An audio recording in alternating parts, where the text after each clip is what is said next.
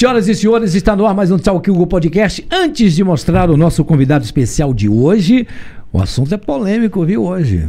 Fica ligado. Eu quero falar da Esportes da Sorte, que é a única casa de apostas do Brasil que paga um pulo de até R$1 milhão. Gente, sabe o que é R$1 milhão na sua conta? Você tem os campeonatos da Série A, B, C, D, você tem games online, você tem cassinos online. Lembrando, para você fazer o seu cadastro, você tem que ser maior de 18 anos. Pelo amor de Deus. E também eu quero falar daqui, ó. Óleo de avestruz em cápsulas. Uma cápsula dessa aqui, gente, são 4 ômegas, 3, 6, 7 e 9. É da Amazon Nutrition, tá? Amazon Nutrition. Eu posso dizer para você, posso confessar, dar um testemunho, eu melhorei muito a hipertrofia muscular, tive maior desempenho, baixou meus triglicerídeos, que é um negócio lá, e tá baixando minha glicose também. André, já baixou a sua glicose? Já baixou? Já baixou. Já saiu de 200 para quanto agora? Para quanto? Hein? Tá ruim. De 200 para 199. Tá bom, então tá bom. E comendo bolo de rolo ainda. Então tá aqui, gente. Essa aqui é a fórmula direto de Rondônia. Amazon Nutrition, a cápsula ômegas 3, 7 e 9, um suplemento alimentar maravilhoso. Lembrando, se você não é inscrito no nosso canal, você faz isso a partir de agora. Tá aqui o nosso QR Code, se inscreve e deixa um like. E lembrando que o nosso episódio de hoje está sendo retransmitido também pela TV Nova, canal 22.1, aqui no Recife e para todo o Agreste, para todo o sertão do estado. Por exemplo, em Pojuca, 46.1, em Cortês é o canal 22.1, Caruaru e região, olha aí, 25.1. Abraço a todos de Caruaru e principalmente de Petrolina, que a gente tem uma audiência maravilhosa em Petrolina, ok? Bom, gente, o assunto aqui que eu falei para vocês é polêmico. Eu tô com um convidado super especial aqui, o doutor Eduardo Barbosa. Direto da onde, doutor Eduardo? São Paulo, Rio de Janeiro? Rio Grande do Sul. Eita, lá dos Pampas. Bom, gente, por que a gente trouxe o doutor Eduardo aqui hoje? O doutor Eduardo, ele é especialista em indenizações, posso dizer milionárias, doutor Eduardo? Por tua conta, né? Posso dizer, né? Mas em favor das vítimas. Por que, doutor Eduardo Barbosa, o senhor vereador por esse caminho, indenizações, pronto, que viés foi esse? De onde saiu isso? Hugo, em primeiro lugar, prazer estar com você aqui, né? Prazer é nosso aqui. Satisfação enorme estar aqui, essa terra que eu adoro tanto, que é Recife, Pernambuco, e estar na sua companhia aí, um jornalista aí do seu tamanho, da sua qualidade já renomado. Mas o que aconteceu, em breves palavras, eu era um advogado de família. Aí um belo dia em 2007, né, eu tinha feito um divórcio e para essa, no caso eu era pela mulher, né, ex-esposa. Aí ela foi lá no meu escritório e disse: Eduardo, não gostaria de ir numa missa hoje? Missa? Porque tem o meu irmão, ele era um executivo, posso dizer que da empresa Gerdau, morreu no acidente da TAM, era missa de 30 dias, um acidente aéreo que ocorreu em Congonhas, foi no dia 17/7/2007. Aquele número cabalístico aí. E ela estava no meu escritório um mês depois, 17 de agosto. Então tinha uma missa de 30 dias.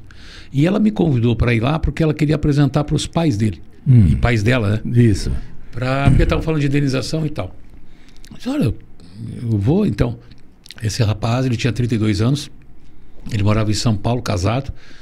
Ele tinha ido a Porto Alegre para visitar os pais no fim de semana. Porque esse dia do acidente foi uma terça-feira, sabe?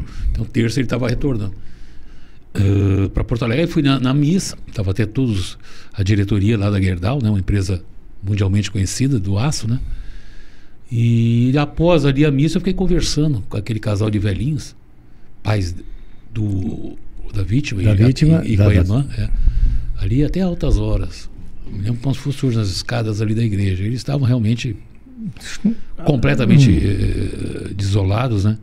E no dia seguinte aí marcamos uma conversa. Eu fui na casa deles e conversamos, e eu acabei sendo contratado por eles.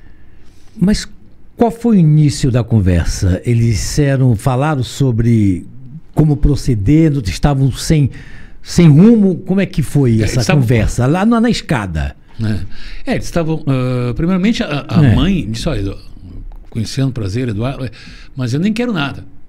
Se vier algum dinheiro desse assunto, pode dar para ele. Ele, no caso, o marido. Eu não quero nada. Eu só quero sair daqui e me encontrar com meu filho. Né? É o que eu mais quero, é isso. Não tenho interesse em outros. Mas, né? E aí, no caso, o marido dela até falou comigo que a seguradora da TAM estava procurando eles, né, por conta de indenizações, né, que tem direito, né? Ele como passageiro, né? E aí a conversa começou nessa situação assim, entende? Aí eu expliquei mais ou menos como é que funcionava as questões indenizatórias, e muito embora, viu, não vou mentir, eu nunca tinha feito uma indenização na minha vida. Entende? Caramba! Trabalhava na área civil, né, que é uma área que abrange, mas indenização propriamente dita eu não tinha feito. Que primeiro trabalho, uma tragédia do jeito que foi. Mas o mais curioso, que até tem um livro escrito, depois posso colocar a capa aí para o pessoal ver, que é o seguinte, aí eu peguei esse caso, passei uns 2 meses, não sabia o que fazer,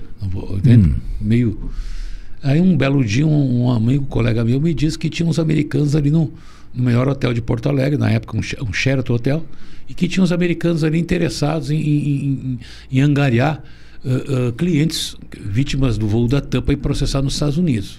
Vieram de lá, de Los Angeles. E aí, o que será que se trata? Eduardo, vai lá. Eu também peguei um familiar, porque, claro, como o voo saiu de Porto Alegre em direção a São Paulo, obviamente que muitas das vítimas eram de Porto Alegre, tinham seus familiares, né, ali em Porto Alegre. E aí eu fui. Aí ele me deu um contato, marquei uma hora e fui lá, entrei lá no Hotel Sheraton, tá um andar inteiro, tudo à disposição desse escritório, várias salas de reuniões, coffee break, negócio assim de alto nível, né? Sim. E aí eu conversei com eles, entrou na minha vez ali numa sala de reuniões, já um advogado americano e tal, e me colocou que é o seguinte, naquele voo tinha um cidadão americano, gerente do Banco Santander de Miami, estava naquele voo. Sei. Então a tese deles era a seguinte, como a família dele morava em Miami, poderia essa família e as brasileiras, por seguinte, agregadas, coladas nisso, num litisconsorte, mal falando assim no português jurídico, e ingressar com uma ação de indenização contra a TAM na época, por conta dessa família americana. A tese era essa. E por que nos Estados Unidos? Não, primeiro realmente, né, é um outro sistema jurídico, onde corre muito mais rápido, independente do que for lá, corre tudo rápido. E os valores são bem mais elevados que no Brasil, né? Depois a gente vai falar disso, certamente. Então, aquilo se mostrou mais atrativo. E aí eles me venderam essa tese, eu peguei essa tese, claro, vou consultar meus clientes, né? Não vou descer. Aí consultei eles, no dia seguinte fui lá na casa deles, que era um assunto que já estava assim dominando, né? Inclusive a mídia, noticiário. E a mídia já sabia que tinha esse grupo de americanos aqui? Não, ainda não sabia. Naquela época ainda não sabia. Ainda não. E aí o casal, aliás, depositou muita confiança em mim, né? Faz o que você achar melhor, isso que é aí para os americanos, né? Até me falou uma coisa, o pai depois disse, não, Eduardo, mas se o senhor quiser conhecer o americano, até, né, o escritório, quem sabe a gente... Eu não quero nada. Cara, sabe por quê? Interessante isso. Porque se der errado, eu vou atrás de você. Eu sei onde é que tem escritório aqui. Tu acha que eu vou nos Estados Unidos atrás de alguém? Vou atrás do Eduardo. Claro, mais fácil aqui, né? Se der errado, eu não quero conhecer ninguém. Eduardo, aí quer dizer, a família tinha direito à indenização do seguro e processando a TAM também, é isso? Só para ficar bem claro. Você processa a companhia aérea e a seguradora depois vem junto, né? Mas o seguro que é pago, ninguém contesta não, né? Porque já é... Não, veja bem, depende, cada caso tem o valor da apólice, né? E aí depende. Se, por exemplo, eu quero a apólice, um exemplo, a bola é 500 mil, mas eu pretendo 1 milhão. E se o juiz condenar, eles vão ter que me pagar, mesmo que supere a apólice. Aí, Entendi. E o segurado vai ter que aparecer com algum valor. E o processo da TAM corre por fora. Não, veja bem, não. Como é que é? Junto. É tudo junto? Tudo junto. Você processa a TAM. Mas será que é por isso que não demora tanto, Eduardo? Não, nesse caso deu acordo, né? Entende? Esse caso foi para um acordo. Entendeu? Fizeram um acordo? Fizemos acordo. Eu, no caso, por exemplo... 2007. Foi feito o acordo em 2009. Todo mundo recebeu, ninguém deixou de receber. Veja bem. Estou dizendo dos teus clientes. Você tem casos que assim, ninguém recebeu, tá vendo? Deram bobeira, perderam prazo. Não. Todo mundo recebeu. Todo mundo recebeu. Caramba. Mas nesse caso, só para te colocar finalizando. Aí eu topei, e eles, quando eu fui lá dizer que eu tinha concordado, a família, eles me fizeram o seguinte: olha, nós temos aí um outro, digamos assim, um advogado de mais calibre desse escritório veio falar comigo, disse: olha, nós temos uma outra proposta para você. Não, o caso está aí e tal. Não, tudo bem. Mas nós queremos, a gente viu que tu tem um perfil bom, a gente quer que você atue em todos os casos. Caramba, como assim? Não, larga a tua... A nossa proposta é o seguinte: larga o teu escritório, não tem tempo, você tem que visitar vários pseudo-clientes, famílias, né, que morreram, são 199. Claro que eu cheguei isso é quando eu fechei, era 3 meses depois do acidente, eles já tinham 2 escritórios de São Paulo, me convidaram, como eu era de Porto Alegre, para abordar também familiares das vítimas para trazer para essa tese. Entende? Porque acharam que eu tinha um perfil interessante para trabalhar com isso. E aí eles me deram fizeram uma proposta de trabalho, e me deram, inclusive, 24 horas para eu decidir. Eu tinha que largar o meu escritório. Eu estava começando na época, né? Que eu vim de uma outra... Eu trabalhava com meu pai numa outra empresa. E embora eu já tivesse carteira de advogado, mas não exercia tanto. Então, naquela época, 2007, eu tinha uns 6, 7 anos de advocacia, que nem é muito. Nessa profissão, 5 anos não é nada. Então aí eu optei, aí passei uma noite sem dormir, tava bem, né, não sabia o que eu fazia, mas resolvi aceitar esse convite. Agora, interessante, sabe o que é, Eduardo? Que essas indenizações, como a gente estava falando aqui, são demoradas, né? Os pagamentos, né? É coisa na justiça, e que tu é um advogado de muita paciência, meu irmão. Tu tem que ter muita paciência, esperar 10, 15, 20, 30 anos por uma indenização. Que paciência é essa que tu tem, meu irmão? Não, mas a gente... Caramba! Nos nossos casos não acontece isso. Não, estou dizendo, no mínimo 4 anos, 5 anos. 1, 2 anos. Qual o processo que mais demorou nas tuas mãos?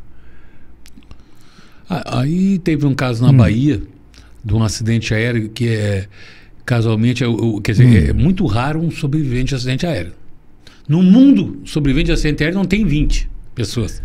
Tem gente que sobreviveram ao acidente aéreo. Esse caso teve, de um helicóptero que saiu de Salvador para Pestana, no interior do sertão, na Baiana, e aí esse helicóptero deu um giro, né, no ar e caiu. Só que foi amortecido por uma árvore enorme, entende? Que tem lá no sertão, típica do sertão baiano, que agora não me recordo o nome, e aí amorteceu a queda, ficou tipo uns 8 metros do chão, e aí passou uma meia hora, depois despencou e caiu. Mas sobreviveu o piloto e os 2 que vieram a ser meus clientes, os 2, né? Caramba! E aí a gente processa essas empresas, que essas empresas são de 3, esse helicóptero todo. É 3 empresas, uma situação. E esse na Bahia é o caso mais que ainda não saiu, mais demorado, por conta da justiça, que é meio lenta. Mas é isso que eu estava falando aí. Meio não, bastante, mas nos outros casos, tudo a gente consegue aí, né, através de uma estratégia jurídica, conseguir aí uma situação mais favorável. Nessa indenização, foi pedido o quê? Do helicóptero agora, né, na Bahia? Você pega o registro do helicóptero, se está tudo certo, manutenção, é isso? Começa por aí. Como é que começa um processo desse, hein, Eduardo? Veja bem, esse tipo de digamos assim, ver se a aeronave está regular. Isso quem faz, na verdade, é o CENIPA. Mas tu tem acesso ao laudo? Não, tenho acesso. A gente tem como ver isso até pela internet, se aquela aeronave está regular, está devidamente inscrita, né, etc. Isso aí é fácil acesso, entende? Mas independente disso, a gente processa o proprietário da aeronave, é o responsável, né? Sei. Via de regra, o proprietário ele pode até nominar outros terceiros, né? Mas no primeiro momento a ação vai contra o proprietário da aeronave. Cara, Eduardo, eu estou vendo aqui. Você tem um caso aqui que foi de grande repercussão no Brasil inteiro. Foi o caso de um funcionário da Petrobras em Abreu e Lima que explodiu. Foi um cilindro, não foi? Foi em Abreu e Lima, na refinaria. Foi um cilindro, só para me recordar aqui. Foi um gás, cilindro, o que é que foi? O que aconteceu nessa tragédia do Aldo, o nome da vítima, né? Uma coisa realmente, assim, me dói até contar a estupidez que uma vida, um pai de família, um trabalhador sofreu.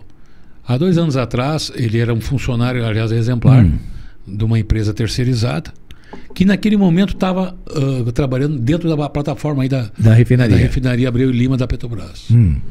Naquele dia, ele foi, simplesmente estava trabalhando, passou na frente de uma imensa turbina com um diâmetro de 6 metros. Caramba! Né? Passou na frente, que era o caminho dele para o trabalho dele, que era lá, enfim. E aí, do nada, explodiu um ar comprimido exalou um ar comprimido dessa turbina, que deveria estar virado para o céu, né? Aquela boca dela deveria estar virada para o céu e não na direção, né? Direção de pessoas, né? E ali saiu com uma velocidade ali enorme e jogou ele mais de 15 metros de distância e matou ele. Agora, como é que esse caso do Aldo, por exemplo, há 2 anos isso? Foi. Tá? Como é que o Eduardo entra nessa história? De Porto Alegre, como é que o Eduardo Barbosa entra nessas histórias? Como é que acontece isso no escritório? Não, veja bem, curiosidade. Pois não. Não, a gente, né, tem casos em todo o Brasil. Modéstia à parte, nós temos casos do Brasil. O que eu não tinha ainda, acabei de fechar um no Acre. No Acre. Acabamos de fechar um caso no Acre, lá de também um trabalhador que foi amassado por um rolo de asfalto. Ele trabalhava com uma grande construtora de estradas e tal. Sei. Até não vou colocar o nome aqui. Mas ele estava lá trabalhando nessa faixa, nessa BR, quando de repente se desprendeu aquele rolo enorme, né? Nossa. E ele veio na direção dele, ele empurrou o colega, mas o rolo passou por cima dele e esmagou ele. No Acre, aí você vai me dizer, pô, mas no Acre, em Pernambuco, eu tenho na Bahia. Na Bahia? Porque hoje em dia tem uma seguinte situação. Você sabe que até para as pessoas mais humildes a internet diz tudo, né? A internet fala tudo. Se você consultar qualquer nome em 15 minutos, 20 minutos numa internet, dá um Google nele, né? Como se diz, você vai saber. É difícil enganar na internet. E a gente, mal ou bem, a gente tem casos de sucesso, uma trajetória de casos que dão resultado. Também tem clientes, é só pegar um telefone e ligar, né? Lógico. E aí as pessoas interagem. E outra coisa, que até uma coisa que muita gente não sabe, que eu até vou deixar registrado aqui, que é uma coisa muito boa do nosso país tem, e não é todo o país que tem. Hoje não tem mais papel na justiça, sabe? Hoje é tudo digitalizado. Tudo digitalizado. Não tem papel, eu vou com processo embaixo do braço. Isso acabou.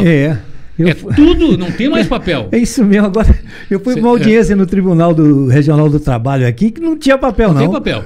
E as audiências, inclusive, podem ser feitas, inclusive, online. Aqui do seu programa, eu posso estar numa audiência no Acre, que é online.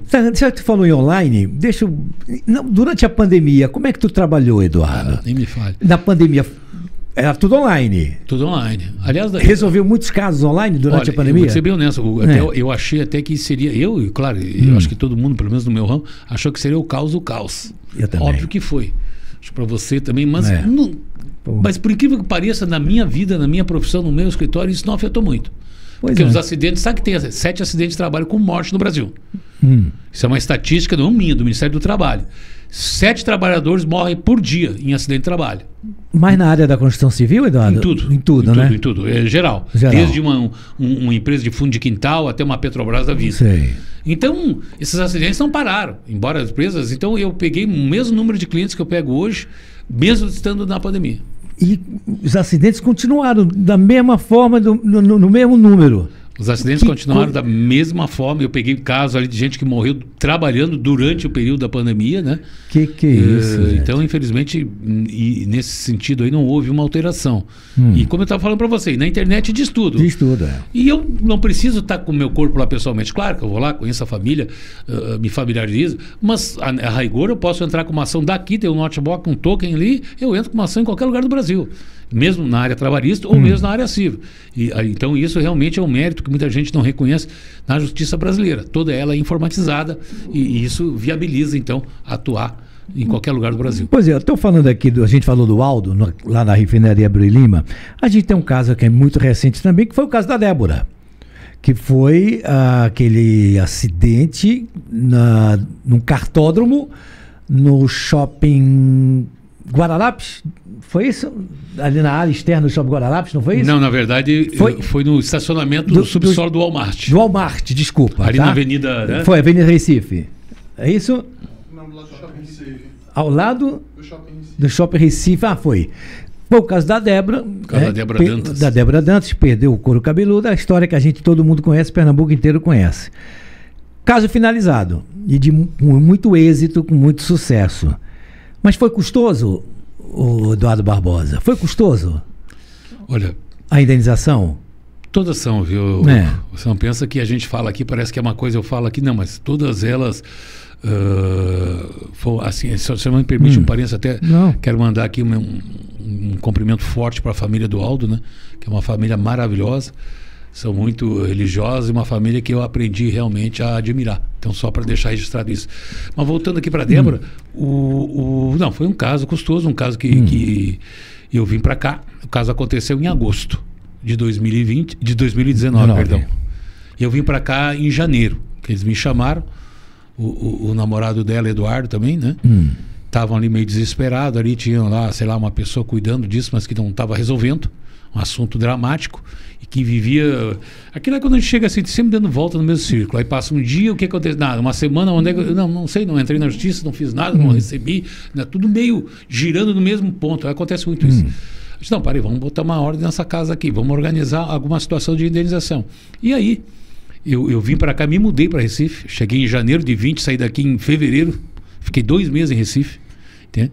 Porque o caso exigia de mim uma atuação, essa sim, presencial, independente, de remoto. Nada de online. Nada de online. Nada de online. Tem casos que não existe isso. Você tem que estar ali porque tu vê, o cliente precisa, você tem que resolver inúmeras situações, das mais diversas que você possa imaginar, porque toda morte tem um inquérito da polícia.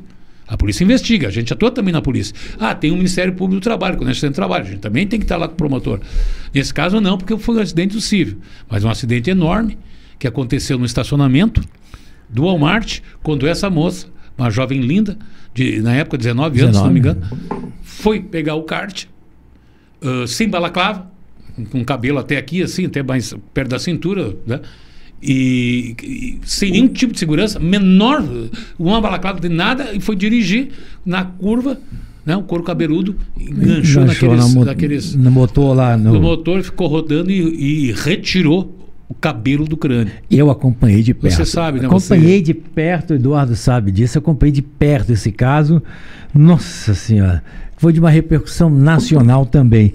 Mas eu quero te perguntar o seguinte, doutor Eduardo, como é que funciona esse cálculo de indenização? Explica para quem está vendo a gente. Como é que o senhor pega um papel, pega lá... Papel não existe mais papel. Tudo vai lendo no computador e faz esse cálculo de indenização. Por exemplo, no caso da Débora, como é que começa? Lá do início mesmo. É uma boa pergunta. A indenização tem, normalmente, tem 2 tipos de dano. O dano moral, que é aquela dor psicológica, que é super difícil mensurar. Quanto vale? Você estava falando de acidente aéreo. Quanto vale um filho que perdeu a mãe num acidente da TAM? Quanto vale o cabelo da Débora? Quanto vale uma vida no Brasil? Aliás, é tema das minhas palestras aí, Brasil afora. Até estou num congresso aqui em Recife, se me permite, dia 14 e 15 aqui na ESMAP. E... Não fale em valores, não, no caso da Débora. Não, mas eu nem falei. Não, falou. Nem vou falar. Não vai falar em valor, não. Nem no caso da Débora, nem nenhum. Não, nenhum, não, cara. Tá louco? Aqui isso é confidencial. É confidencial, é. E também... Nem me pergunta que tiver mais água aí. Não, tá. Vamos pedir mais água aqui, por favor, André. Por gentileza. Bom, então, como é que funciona?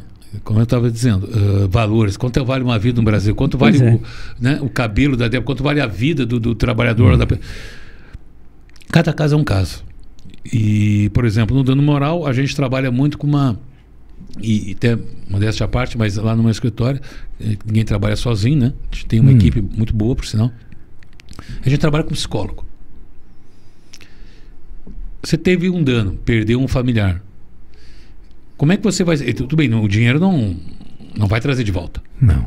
Então, como ele não traz de volta, você vai fazer justiça, tudo bem, mas a terapia é um elemento que a pessoa tem que se reinventar. Eu já tive cliente meu, inclusive, de vários acidentes que tentou suicídio. Mais de uma vez. Teve uma que eu não vou mencionar, óbvio, mas lá de um acidente aéreo bem famoso, que ela sumiu, tinha uma filha pequena, perdeu um colega teu, inclusive de jornalista, e sumiu. Depois foram ver, ela tinha cortado os pulsos e estava num jardim, assim, num mato bem afastado. Não morreu, graças a Deus. E uma outra mãe que perdeu o filho, essa me ligou um pouco antes dizendo que ia se matar, que não tinha mais interesse na vida. Eu já tinha entrado com o processo, não tinha mais interesse em viver, e que a parte que coubesse a ela, que eu tivesse a gentileza, por favor, de transferir para o neto e tal, não sei o quê. Isso é fato. E eu passei ali, graças a Deus, eu tive a luz de tirar isso da cabeça. Mas muitos têm, eu sei que eles pensam nisso. tirar a própria vida em razão da perda. Então, o que eu digo? Na minha ação, eu trabalho com um psicólogo, tá? E ele elabora um laudo, entrevista, lógico, aos familiares da vítima, né? Quantos eles forem, se eles concordarem, tem óbvio. E ali ele põe um laudo e na pedido liminar a gente pede um tratamento psicológico, que via de regra no mínimo 1 ano. Entende? Para a pessoa porque a pessoa tem que ter um lugar para se reparar. Porque, como assim? Eu morri, perdi meu filho, e vou ficar como assim? Esperando o dinheiro vir, talvez nem o dinheiro me resolve. Não vai me resolver. Vou fazer o que com o dinheiro? Comprar um carro novo? Eu quero ele de volta. Então você tem que ter uma terapia. E a gente pede na liminar que o juiz dê o tratamento de terapia que está ilustrado no laudo dentro da petição. Então isso já é um diferencial. Via de regra, o juiz defere. Aí quem paga é o agente causador, que via de regra uma sessão por semana durante 1 ano. Entende? Até receber alta, né? No mínimo 1 ano para depois ser reavaliado, porque não dá para pedir de eterno. Então a gente tem esse diferencial. Então já entra na indenização. E aí o dano moral ele pode variar aí de 1.000 salários mínimos, que é o máximo, só que dificilmente alguém ganha. No Brasil é de 300 a 500 salários mínimos por morte, tá? E o dano material, que é o lado da coisa, é o seguinte, é de acordo com o salário. Por exemplo, um exemplo só para... Faz de conta que ele morreu, o trabalhador morreu, tinha R$6.000. Então, com 30 anos. Esse exemplo. O dano material como é que vai? Para quem depende economicamente dele. No caso, digamos, um exemplo, a viúva. Aí a viúva dependia econômico dos 2 filhos, nesse caso. Então, é 2/3 do salário, 4.000. Ele ganhava 6, 4.000 multiplicado para os meses que falta até da expectativa de vida do homem brasileiro. Hoje, segundo dados da tabela do IBGE, se não me falha a memória, aqui não deixa me mentir, é 76,8. Entende? Se não me falha a memória, a expectativa de vida do homem brasileiro. É isso. Aí, de 30 para 76, são quanto? 35. 35. 35. Aí você pega quanto por meses em meses, quanto dá isso? Sei lá, 500 meses talvez, vezes os 4.000 que eu falei com os 2 salários, acrescido de 13º e férias. Então é uma equação. O dano material é essa equação. 2/3 do salário multiplicado pelos meses que falta da expectativa de vida. Com 13º e férias. Então a gente faz o cálculo e joga. Tem que pagar para ela, ou a gente pede em parcela única, ou mensalmente o juiz diferir até, né? A pensão que fala. E o resto é o dano moral. E tem casos, por exemplo, do filho que tem que receber até se formar também? Tem esses casos assim? Não, se filho, morreu o pai do acidente, vítima de um acidente, e o filho tá aí, vai ter que estudar, fazer faculdade. Tem casos assim? Tem. Aí o filho, por exemplo, o filho menor de idade, como é que faz o dinheiro para ele? Porque a justiça se preocupa também que o menor tenha, né, uma segurança, não que a mãe vai gastar o dinheiro do filho, mas... Então, o filho menor vai depositar numa conta de rendimentos que ele só vai poder colocar a mão quando tiver 18 anos, certo? Com 18, ele pode fazer o que quiser.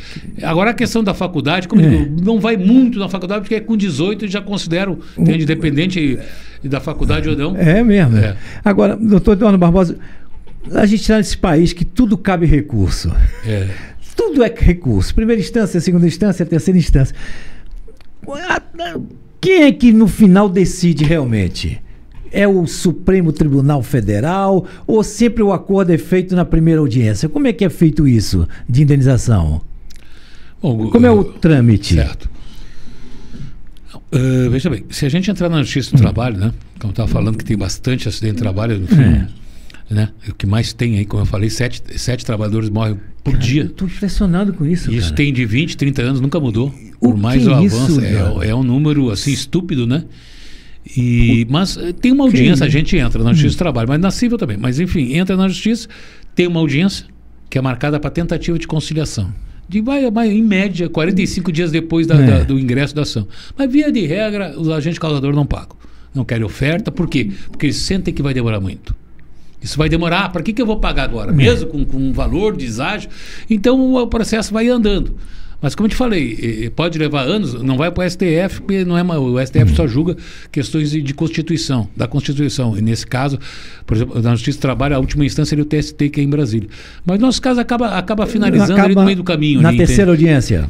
Uma audiência de instrução e tal, a gente tem uma situação, eles acabam vindo para um acordo. Um ano e meio, aí, em média, né? Olha, a gente já falou aqui, falamos de Débora, falamos também de cálculo de indenizações, da Petrobras, do Aldo, da refinaria. O senhor também tem um caso muito de repercussão nacional, que foi o caso de um estupro. A gente não pode dizer nem a cidade, mas que caso foi esse, doutor? Desculpe. Bom, é um caso que, logicamente que eu vou falar bem superficial, mas um caso terrível, né? De uma jovem muito bonita, assim, né? Estudante de uma universidade. Ela foi para um estacionamento pegar seu carro e naquele estacionamento, diga-se de passagem, ele já tinha sido objeto de furtos naquele ambiente do estacionamento. Era muitos arbustos, não tinha câmera, iluminação quase nenhuma, diga-se de passagem. E aí ela se dirigiu ao carro dela um dia de tarde e um marginal entrou no banco de trás, colocou o revólver na nuca dela e disse para ela: avança, sai do estacionamento da chancela. Ela foi chancela, até o estacionamento era gratuito. Ela foi, cruzou ali aquela situação, ele mandou: vai andando.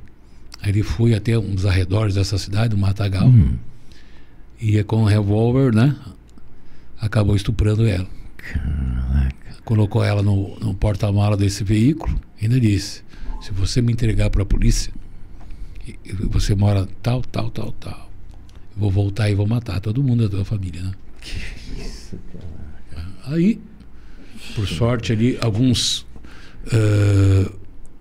pessoas que moram próximo do local viram assim, alguns gritos dela e tal, e aí tiraram ali ela daquela situação do carro. Eu fui procurado para entrar com uma ação de indenização. Por quê? Porque esse ambiente da universidade foi uma falha na prestação de serviço, né? Que sempre acontece. Sabe o que acontece? Nunca eles têm culpa, o agente causador, né? Só que é gozado que o cenário onde ocorre desse caso, a tragédia, o acidente, sempre é modificado. Por exemplo, nesse caso, o estacionamento, naquela época, eram os arbustos, sem câmera, e era bom. Péssima iluminação? Péssima iluminação. Só que é o seguinte, aí a gente foi lá e faz uma ata notorial, fotógrafo, depois um tabelião para certificar que é verdade. Quando chegamos lá, não, está totalmente diferente. Saiu todos os arbustos laterais, botaram câmera, iluminação, ficou perfeito. Aí disse que não tem culpa. Mudou todo o cenário e tem a cara de pau de alegar em juízo que não teve culpa. Isso vale para tudo, vários exemplos. Entende? Cara. Sempre muda o cenário. Eles nunca têm culpa, só que aquilo onde ocorreu nunca mais é o mesmo. A mesma situação nunca mais está disponível. É interessante, né? E só isso para mim já seria... não precisa nem avançar muito. Na minha opinião, o juiz devia interromper, já deu, né? Se isso aqui era assim, não tem culpa, mas ficou assim, é uma confissão, né? E nesse caso dela foi exatamente assim. Recebeu já a indenização? Recebeu a indenização, tivemos uma decisão de primeiro grau absurda de baixa. Até eu sempre falo que os valores no Brasil são baixíssimos de indenização. A gente luta até por isso, para uma majoração. Mas no recurso a gente conseguiu fazer justiça. Não que ela quer o dinheiro, mas ela tem que se reinventar, como eu estava dizendo. A pessoa, o dinheiro não é, eu botei o dinheiro do bolso, porque agora eu vou sair, vou gastar em Las Vegas, vou passear na França. Não, isso é para tentar se reinventar a vida. Não só no caso dela, como de todos. Não é, o dinheiro é um instrumento para ajudar a pessoa a se recuperar, se reinventar. Não é para muitos jogadores, eu vejo que dão baixo, que acham que a pessoa vai dar gargalhada, vai enviar, como se fosse um dinheiro emprestado. Eu vejo isso. Sei. Que eles parecem que tem uma pena de dar valores assim, penso 3 vezes em condenar mais alto, como se fosse um dinheiro ali, digamos assim, de forma ilícita ou de forma injusta. Quando geralmente é sempre assim, ó. Desculpa, eu estou me estendendo, mas eu sempre falo da balança. Isso é interessante. Enquanto a família da vítima está destruída, acabada, e sem luz no fim do túnel, o outro lado, empresa, universidade, o que for, está sempre na mesma. Faturando, come, bebe, dorme igual. Não mudou nada na vida dele. Esse está destruído. Tentando juntar os cacos no chão, né? E esse que causou, está igual. Friamente, geralmente eles nem ajudam a família, nunca ajudam, raramente ajudam, viu? Raramente ajudo. Que isso? Entende? Ainda vem falar que paga o funeral e despesa de funeral, mas isso está previsto em lei, eles são obrigados a pagar o enterro da vítima. E não é que é uma cortesia, né? Entre aspas, não, eles são obrigados por lei. E essa é assim a justiça no Brasil. As empresas ficam de igual tamanho, não afetam em nada. E a família da vítima tem que, de alguma maneira, fazer se lançar como um esforço sobre-humano para conseguir se reerguer. Esse caso faz tempo? Faz alguns anos. Esse caso. Não muito. Como é que ela está hoje? Hoje ela está melhor. Está melhor? Tem que estar melhor, né? Na indenização, que eu já fiquei na minha cabeça isso aqui, na indenização teve também a ajuda psicológica, nesse caso também? Teve. Também ficou na minha cabeça isso. Doutor, eu quero falar de outra tragédia. A gente falou da TAM, a gente pulou até a sequência aqui e fala sobre a Chapecoense. Avião da Chapecoense. Pois não. É o caso encerrado? Também ou ainda ficou alguma coisa? No caso da Chapecoense, nós atuamos ali para as pessoas da comissão técnica e outros aí, colegas seus, como eu falei, né? Teve 2 indenizações, Natan. Uma do clube, porque quem estava lá dentro, ou mesmo contra a empresa jornalista, quem estava lá dentro do avião estava a trabalho. Ninguém estava a passeio. Não é verdade? Naquela aeronave fretada, ou o jogador trabalhando e a comissão técnica trabalhando para a Associação Chapecoense de Futebol, ou teus colegas jornalistas trabalhando para a rádio tal, né? TV tal, enfim, estava todo mundo a trabalhar, ninguém ali estava passeando. Certo? Então é um acidente de trabalho com morte. Os familiares desses passageiros têm direito à indenização. E assim a gente agiu, processou esses órgãos, os empregadores deles. Fizemos acordo, né? Graças a Deus, né? Porque a gente viu hoje, nada contra, mas hoje o clube está em recuperação judicial. Ainda, né? Eu vi uma matéria. Hoje é um clube ali valoroso, etc., mas não tem muitos recursos, não tem muito patrimônio. Já nem tinha na época que estava por cima. Então, mas essa indenização, eles sempre foram pessoas corretas, também quero dizer aqui, ninguém está acusando ninguém de nada. Não, isso é fato. Mas foi feito o acordo e agora tem processos tramitando contra a Lamia. Quem é a Lamia? Uma empresa, eu não vou dizer uma palavra que é o que vale dessa Lamia, não vale nada. Entende? Uma empresa que não vale nada, fez um plano de voo absurdo. Doido, sem combustível. É que um dos pilotos, o comandante, era um dos donos também, né? Então ele arriscou. A gente tem um projeto de lei, inclusive, para nunca mais, às vezes o problema dessas aeronaves pequenas, entre aspas, né? É um jato, mas não interessa, é uma empresa pequena. O dono, geralmente, ele arrisca. O dono, ele arrisca. Não, vamos economizar aqui, Hugo, não precisa botar isso aqui. Vamos aqui, eu sou o dono, não precisa. Já se é um empregado, não, eu não vou voar com isso assim. Eu não vou com esse pouco combustível. Eu não vou entrar nessa aeronave. Porque eles tinham um plano de voo. O plano de voo disse dá ou não, pô. Cara, que arriscaram. Lembra quantos sobreviveram? Foram 5, parece? Foram o Rafael, que eu conheci, que era seu colega. O Rafael, que inclusive morreu de infarto. O Rafael, eu tive com ele uma vez no hotel falando uma manhã inteira, lá em Chapecó, ele me disse, Eduardo, antes eu comia um churrasco e jogava futebol por uma semana. Uma vez por semana. Hoje, nunca vou esquecer disso. Hoje, eu jogo futebol 3 vezes por semana e como 3 churrascos por semana. Que eu vi a morte e eu quero aproveitar a vida. No fim foi morrer de infarto. De infarto, cara. Um pouco depois, né? De infarto, a Globo prestou uma homenagem a ele, narrando até um jogo de futebol lá do Gabão Bueno. Fala, André, quer fazer uma pergunta também? Vamos lá, abre o microfone. Doutor, a respeito do caso do estuprador, que não ficou aí na pergunta, eu queria fazer essa pergunta. A moça, ela foi ameaçada porque conhecia o endereço e os familiares dela, certo? Hoje, como é que tá? Foi preso ou ele continua ainda fazendo estupro? Ele foi preso, mas o pior da história, ele foi preso rápido. Foi assim rápido. Aí mandaram para um presídio de segunda linha e ele fugiu do presídio. É um foragido da justiça.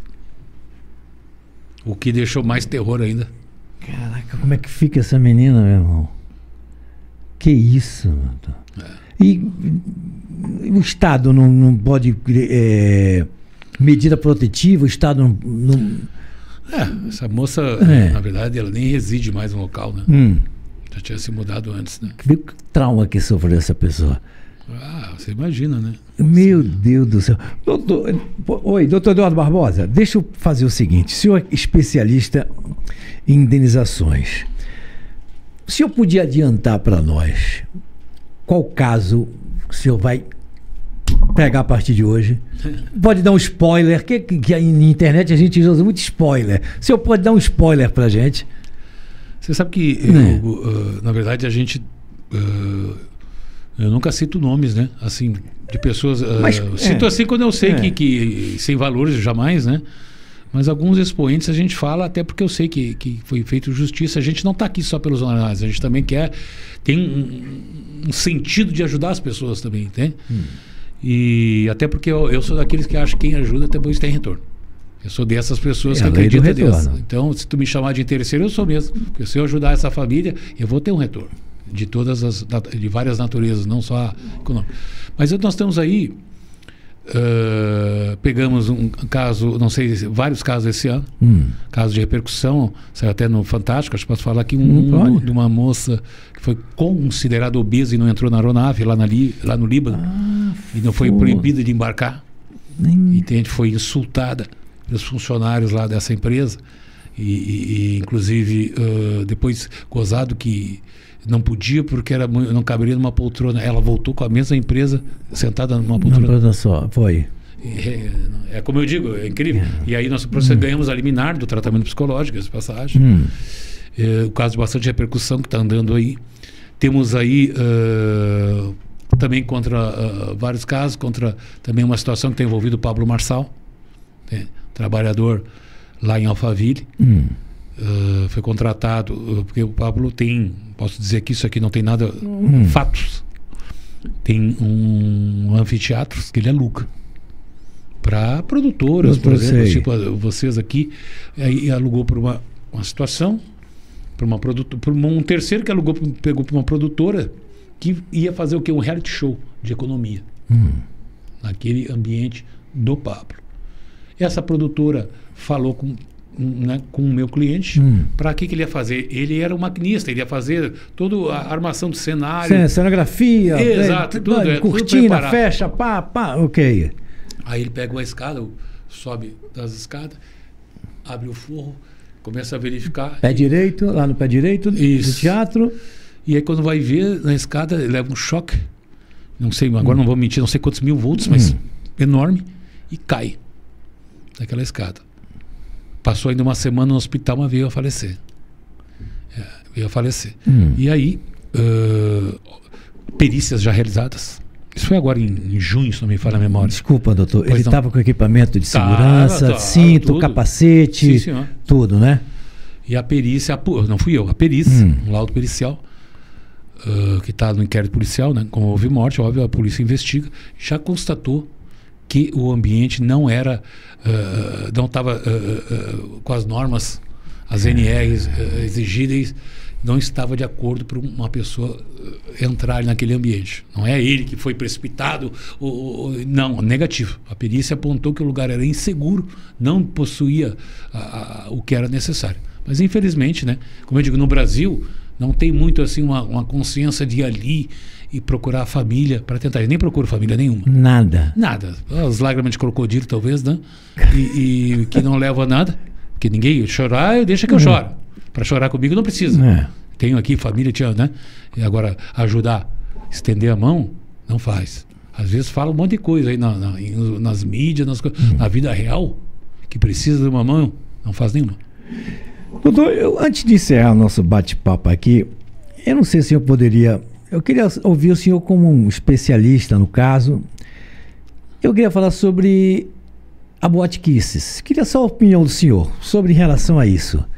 Anularam mais uma vez o julgamento, etc. Como que o senhor vê tudo isso, doutor? O senhor, como especialista no assunto, e eu sei que o senhor também é um profissional que sente a dor pelas vítimas. Só queria ouvir o senhor sobre isso. Eu não atuei, não, né? Lógico, eu sei disso. Caso. E também, diga-se passagem, não sou criminalista. Essa questão do júri é tudo uma esfera penal, né? Que não é onde exatamente eu atuo. Embora até atue nos inquéritos, mas não chego a... Eu estou dizendo do lado das vítimas. Das vítimas, eu acho que é um escândalo assim, bizarro. Essa situação, né? É uma questão que não inacreditável que uma tragédia dessas, né? Não tem um final ainda. Não tem como você encontrar uma explicação razoável para tudo que está acontecendo. Julgamentos que são feitos, uma sentença que é feita, depois anula, depois confirma a anulação, e a vida vai um calvário que é interminável. Isso não tem explicação. O que eu acho é o seguinte, nem vou entrar no mérito se devia anular ou não, mas de alguma maneira o processo todo, o rito, devia ser de alguma maneira algum remédio que abreviasse o tempo, a duração dessa régua. não pode ficar uma vida para julgar, seja ela certo ou errado o julgamento, procedente, improcedente, esse júri, enfim, condenando ou não, mas não poderia ter, tinha que ter colocar aquilo um outro tipo de rito, um rito extraordinário que encurtasse a distância dessas decisões. E não, agora anula, passa 1 ano, 2 para anular, para decidir. Vai anular de novo, e agora? Volta tudo lá para o começo. É um absurdo. É o que o senhor sempre falou aqui na nossa entrevista, que ninguém pensa do lado dos parentes das vítimas que morreram. É os que mais sofrem, é os que ficam aí e sofrem. E vão sofrer sempre, né? E vão sofrer sempre, para sempre, né, doutor? Não tem ninguém. Olha, não há dinheiro que pague. As datas. Pode passar o tempo, mas aquelas datas onde acontece, os dias que antecedem aquelas datas, né? Fatídicas, né? Das mortes dos seus entes, ela já começa a doer forte. No Natal dói, entende? Na virada do ano dói, entende? No dia que ele morreu dói, os dias antes. Eles vivem esse ciclo. Por isso que eu digo da terapia. Se você não tem uma terapia, você daqui a pouco até faz uma bobagem mesmo, entende? O senhor é espírita, doutor? Olha, pouco. Porque a gente nota que o senhor fica lacrimejando. Quando fala eu sinto nos seus olhos. Eu quero saber como é que o senhor hoje, com os parentes das vítimas fatais, o senhor tem uma relação de amizade, de aniversário, ligar? Como é que é a relação do senhor com essas pessoas? Olha, vou ser bem franco aqui, até antes aqui eu estava recebendo todos os familiares, geralmente a gente trabalha com morte, geralmente isso. 90% são meus amigos. A gente tem uma relação. Legal isso. Sim, uma relação aí, se conversa, troca ideias, todos eles, né? Nos atuais, nos mais antigos, porque a gente também se sente também, né? Tocado pela dor deles e tenta de alguma maneira tornar a vida melhor, não só na questão do processo, mas até motivacionalmente falando, dando alguma força de alguma maneira, né? Então eu acabo me relacionando, tem um relacionamento extrajudicial com essas pessoas. É legal isso. É bom isso? Não, é bom, às vezes nem tanto, entende? Às vezes também, claro, a gente não consegue solucionar tudo, não consegue entregar tudo que eles queriam, mas muitas vezes eu vejo que dá uma atenção, dá um carinho, trocar uma conversa, não me custa fazer isso, entende? E eu faço e realmente me relaciono com meus clientes, entende? Que nem deixo de ser cliente, eu acabo sendo... Pois é, faz parte já da família, né? Faz. Né? E somatiza tudo, somatiza. Bom, doutor Eduardo Barbosa, eu fiquei muito feliz em conhecê-lo, saber que o senhor não luta por indenização financeira, luta por justiça. É isso que tem que separar as coisas. O senhor separa muito bem e foi isso que eu notei aqui. E por isso que essa entrevista eu acho que vai repercutir muito. E Pernambuco agradece ao senhor pela sua capacidade, pelo seu profissionalismo. E quem tem que agradecer ao senhor por ajudar tantas pessoas que ficaram, né? As que foram e as que ficaram, o senhor sempre com esse jeito bem família que faz de um profissional excelente como o senhor. Parabéns de todo o meu coração. Muito obrigado, Hugo, pelas suas palavras. Eu que agradeço estar aqui com você, que já conhecia, né, na época da Débora. E Pernambuco é um estado que eu mais estimo. Pra ser bem honesto, tenho muita afinidade, tenho grandes amigos aqui, amigas aqui em Pernambuco. Vários vítimas e familiares que se tornaram amigos, então eu tenho uma maior simpatia por Pernambuco, é o estado que eu mais gosto, depois do meu lá, ou de igual forma. Então, foi uma satisfação enorme estar aqui com você. Muito obrigado. Começamos aqui com o doutor Eduardo Barbosa. A direção do nosso episódio foi de André Corte Real. Fala, Andrezinho. Sim, o seu Instagram, o Instagram do doutor, rapaz. Depois eu tenho que botar qual é o seu Instagram, doutor Eduardo? @ Lemos Barbosa Eduardo. @ Lemos Barbosa Eduardo. Tá aqui, vai ficar aqui. Tem um TikTok também, né? TikTok, o doutor tá Eduardo Barbosa também. Eduardo Lemos Barbosa. Eduardo Lemos Barbosa. Tem um site também, né? eduardobarbosa.adv.br. Eduardo Barbosa junto, né? .adv.br. Então tá aí, começamos com o Dr. Eduardo Barbosa no nosso Tchau Kilgo Podcast. Um abraço para você de todo o interior do estado de Pernambuco que curtiu esse episódio pela TV Nova Canal 22.1. Muito obrigado, até a outra oportunidade.